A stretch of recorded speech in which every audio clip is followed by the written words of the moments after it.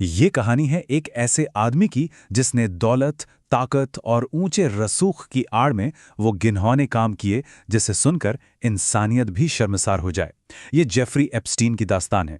एक ऐसा नाम जिसके अपराधों ने दुनिया को हिलाकर रख दिया और जिसकी मौत अपने पीछे एक ऐसा गहरा राज छोड़ गई जो आज भी न्याय के गलियारों में गूंजता है। तो कहानी का सबसे बड़ा सवाल उसकी मौत से ही शुरू होता है। क्या ये वाकई एक खुदकुशी थी या फिर एक सोची समझी प्लान की हुई हत्या? इसी एक सवाल ने पूरी दुनिया को उलझा कर रख दिया है कि आखिर सच है क्या। चलिए सीधे चलते हैं उस रात में। 10 अगस्त 2019 न्यूयॉर्क की एक high security jail. Jeffrey Epstein को उसकी कोठरी में मरा हुआ पाया गया। ऑफिशियल कहानी कि उसने सुसाइड कर लिया, लेकिन जो बातें सामने आईं वो किसी और ही तरफ इशारा कर रही थीं।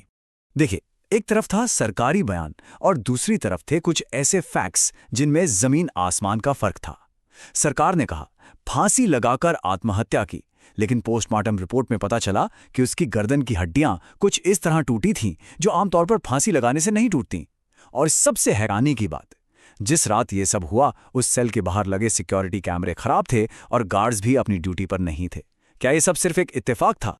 एप्स्टीन की इस रहस्यमयी मौत को समझने के लिए हमें कहानी में थोड़ा पीछे जाना होगा। सालों पहले, साल 2005 में, जब उसके खौफनाक अपराधों की पहली परत दुनिया के सामने आई। सब कुछ शुरू हुआ 15 मार्च 2005 को। फ्लोरिडा के पाम बीच में एक पुलिस रिपोर्ट दर्ज हुई। एक नाबालिग लड़की की सौतेली मां ने शिकायत की कि एक अमीर, अधेड़ उम्र का आदमी मसाज के बहाने उसकी बेटी का यौन शोषण कर रहा है। पहली नजर में ये एक आम सा लगने वाला केस था, लेकिन जैसे जैसे पुलिस ने जांच आगे बढ़ाई, एक खौफनाक सच सामने आने लगा। ये सिर्फ एक लड़की की कहानी नहीं थी। एक एक करके 35 से भी ज्यादा नाबालिग लड़कियां सामने आईं और सबकी कहानी लगभग एक जैसी थी। पैसों का लालच, मसाज का बहाना और फिर यौन शोषण।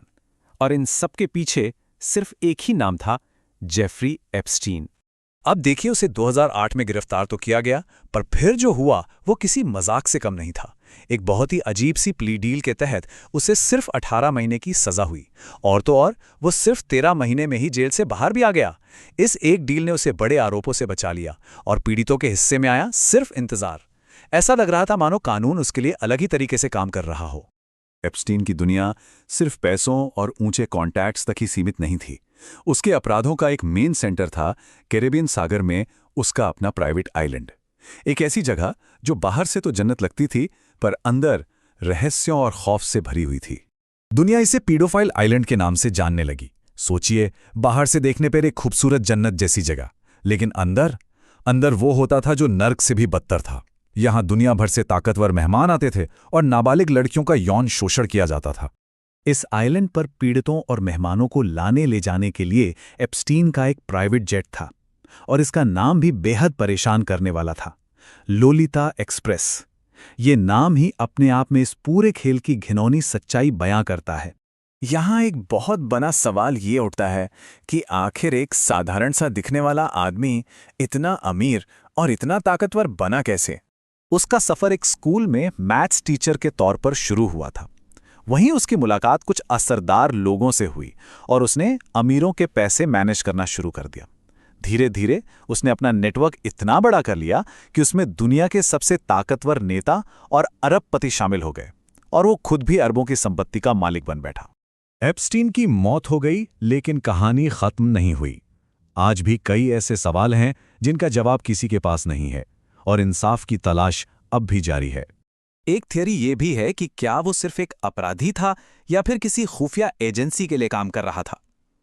कुछ रिपोर्ट्स दावा करती हैं कि वो ताकतवर लोगों को अपने जाल में फंसाकर उनकी कमजोरियों को रिकॉर्ड करता था और फिर उन्हें ब्लैकमेल करता था। इसे हनी ट्रैप ऑपरेशन कहते हैं। हालांकि इस बात का कोई पुख्ता सबूत आज तक सामने नहीं आया। उसकी मौत के बाद जब कोर्ट ने उसकी फाइलें खोली तो एक भूचाल सा आ गया। कई बड़े और ताकतवर लोगों के नाम सामने आए। 50 से ज्यादा महिलाओं ने हिम्मत दिखाकर अपनी आप बीती सुनाई, और उसके असर के एक बहुत बड़े नेटवर्क का पर्दाफाश हुआ। लेकिन एक सवाल आज भी हवा में तैर रहा है, पूरी लिस्ट में और कौन कौन है? बहुत से ऐसे नाम हैं जो या तो अब तक सामने नहीं आए हैं या फिर उन पर कोई जांच ही नहीं हुई। और अंत में हम सबसे बड़े सवाल पर आकर रुक जाते हैं। क्या इस मामले का पूरा सच कभी सामने आएगा, या फिर ये कहानी भी ताकतवर लोगों के बनाए अंधेरे में हमेशा के लिए दफन होकर रह जाएगी?